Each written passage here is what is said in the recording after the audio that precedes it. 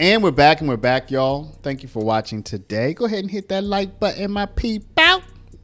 Helps us out. It helps me keep bringing you this content. Y'all know you like me. Come on, help it out. Help the channel. Now, y'all, today we have a story. I'm calling it Worse Than Fani Willis. That may or may not be the thumbnail that you see, depending. I'm going to run a thumbnail test to see which one does the best. I'm going to say this is worse than Fani Willis, y'all. Worse than Fani Willis. Now, is it really worse? Is it not as bad? You be the judge. That's good. You know what? I'm already telling y'all what in the comment section. The mayor of New Orleans has been indicted. She's indicted. It's about getting her freaky on with somebody that she's paying out of the public coffers, just like your girl Fani, just like your girl Fani. So I'm already telling y'all what to put down in the comment section. Is what you're gonna hear today. When you hear it, is it worse than Fani? Is it just as bad? Was Fani worse? You let me know. Fani's a DA, right? She's a prosecutor. She's paying a guy out of the public coffers, and she's getting her chooky on. We have the mayor of New Orleans. She's not a prosecutor, but she's arguably has a higher position than Fani, arguably. She's paying somebody out of the public coffers and getting her chooky on. But I don't know that she's directly authorizing his pay. So that's a good question. Anyway, in case you didn't get it by now, yes, the New Orleans mayor is indicted on federal charges of corruption, of fraud. It all comes back to getting her freak on with one of her subordinates. Y'all, fellas, ladies, beep, fellas, ladies, let me speak to the fellas for a second. What's going on? Come on, fellas. We got Fani. We got, what's this lady name? LaToya Cantrell. Fellas, we need to be scooping these ladies up. Come on. They got to go and start paying guys out of the public coffers. Come on, fellas. We need to do better, people. We need to do better. I'm calling out all my guys out there. And if they going to pay, if the ladies of power are paying out of the public coffers, you know what I'm saying? We might have to start, anyway, let me keep it moving, y'all. So that's what we're going to get into today, y'all. Let's go ahead and jump right into it. But before we do, y'all, make sure you take care of your money. I'm not going to make this a long one, y'all. Go to Paralegold,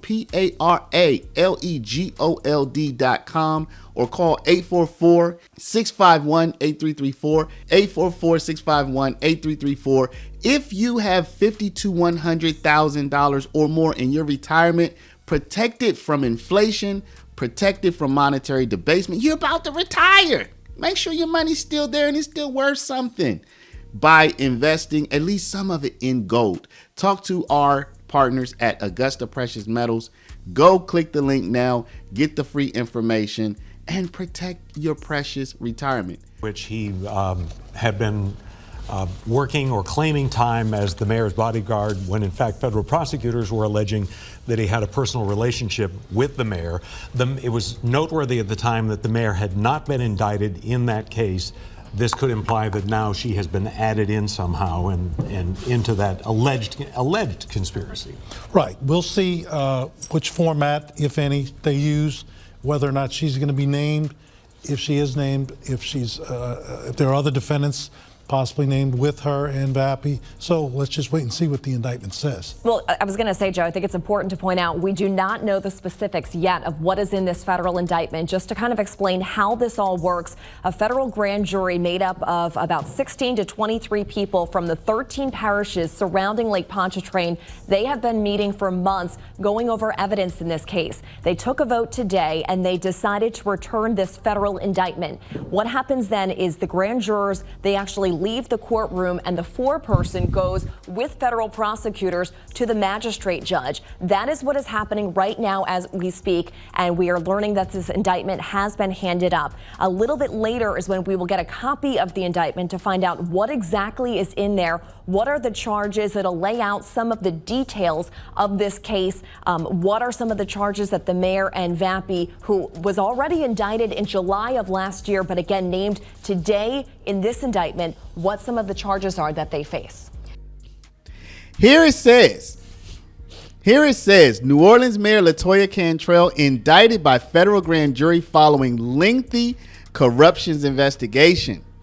A federal grand jury indicted the New Orleans Mayor LaToya Cantrell on Friday after a long corruption investigation. Really long. It was a long investigation, y'all. Cantrell's lawyer, Eddie C, confirmed to the Associated Press that an indictment was returned and her name was read aloud by a federal magistrate judge as a defendant. The charges weren't immediately known. Y'all about to find out more about these charges here shortly because they're known now. The indictment is the culmination of a long-running federal investigation into Cantrell, the first female mayor in the city's 300-year history. Cantrell, who is term limited, will leave office in January. The Democrat has clashed with city council members during a turbulent second term and survived a recall effort in 2022. So, y'all, let's just go ahead and jump. Listen, this is what I'm going to do. So, y'all, this is what we're going to do. I'm going to let you hear the federal prosecutor read it. So we're just going to do the outro now. Y'all already know. Thank y'all for watching. Share the video out over email, text message, WhatsApp, Facebook, Snapchat, Instagram, Facebook, all of your social mediums, right? Now, don't go anywhere because we're about to get into these charges, but I'm just doing my outro now. Stop now. Hit the share button, then come back and watch. As you can see about all these charges, about all the lurid, sordid details. And also, y'all don't forget to hit my link, Paralegold, PARALEGOLD.com, and call my people at Augusta Precious Metals at 844-651-8334. Protect your retirement from the upsies, downsies, roundsies, and roundsies. Y'all, and without further ado, let's just go ahead and get directly into these charges against, should we say she's your new girl, Cantrell? Y'all got a new girl. We're going to be hearing more about her. Let's jump right into it. Good afternoon, everyone, and thank you for coming. Low battery. My name is Michael Simpson, and I am the acting United States Attorney for the Eastern District of Louisiana. Earlier today, a federal grand jury returned an 18-count superseding indictment charging New Orleans Mayor LaToya Cantrell and former New Orleans Police Department officer Jeffrey Vappy II. They are charged with a series of fraud, obstruction of justice, and false statement offenses for their role in a nearly 3-year fraud scheme that we allege exploited their public authority and positions. The indictment alleges that in October of 2021, Mayor Cantrell and Jeffrey Vappy, a member of her executive protection team, developed a personal, intimate relationship. From that time until Mr. Vappy's retirement in June of 2024, they embarked on a scheme to defraud the City of New Orleans and the New Orleans Police Department.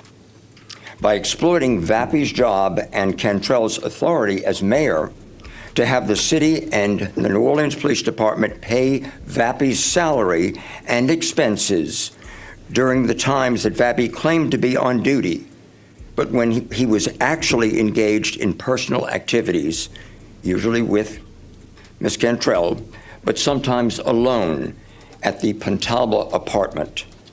The indictment further describes the many steps that Cantrell and Vappy took to hide their scheme and to perpetuate their continued fraud, including using a secure messaging platform, WhatsApp. Specifically, Cantrell and Vappy used the WhatsApp platform to exchange over 15,000 messages, pictures, and audio clips in an 8-month period. They also used WhatsApp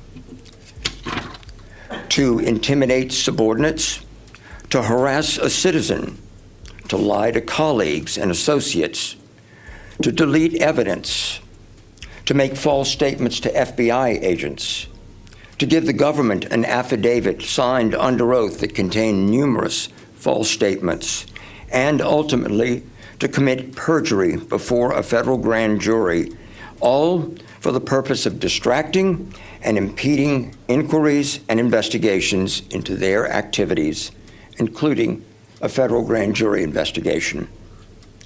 The superseding indictment, which we emphasize is merely a charge for which guilt must be proven beyond a reasonable doubt in a court of law, alleges that Mayor Cantrell and Mr. Vappy perpetuated their scheme both in the New Orleans area and during out-of-state trips. In both instances, Vappy's activities, while claiming to be on duty, were conspicuously different than any other member of the Executive Protection Unit. While in New Orleans, Cantrell and Vappy treated a city-owned apartment in the Pentalba building as their own personal shared residence and coordinated to spend time together there, engaging in personal activities, all while Vappy claimed to be on duty for the Executive Protection Unit and was being paid to do his actual job. The superseding indictment also alleges that Mayor Cantrell and Vappy arranged for Vappy to accompany Cantrell on at least 14 domestic and international trips to maximize their time together and to engage in personal activities. In their private text messages, Mayor Cantrell characterized her trips with Vappy as both, quote, times when we are truly alone, close quote, and as what, quote, spoils me the most.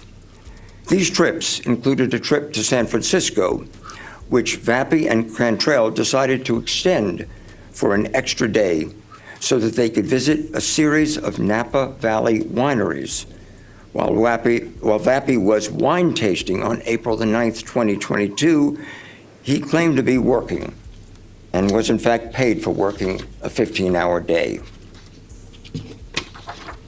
In August 2022, Cantrell said that she would, quote, unquote, make it happen, to have Vappy accompany her on a 3-day trip to Washington, D.C. for a 1-hour meeting, a trip that they both agreed they, quote unquote, needed. Shortly after they returned, Vappy described the trip to Cantrell as, quote, another leg on our journey, close quote, as he declared his love for her and their physical relationship. In total, the city of New Orleans paid over $70,000 for Vappy's travel on these trips alone. When asked about her reason for bringing members of the Executive Protection Unit with her on out-of-state trips, a practice that Mayor Cantrell began about 5 months after Vappy joined the Executive Protection Unit, she justified it as a quote-unquote pivot due to COVID and a matter of safety, in quotes. At the same time, however, she continued to take out-of-state trips without any EPU protection or Executive Protective Unit protection. In fact, on the same day, she gave one such statement. She canceled a work trip to Miami and instead traveled alone by plane, then bus, then ferry to the island of Martha's Vineyard in Massachusetts to spend some time with Vappy. Vappy was in Martha's Vineyard attending a conference paid for by the city of New Orleans related to his position on the Hanno Board of Commissioners, a position to which Cantrell had appointed him just months earlier.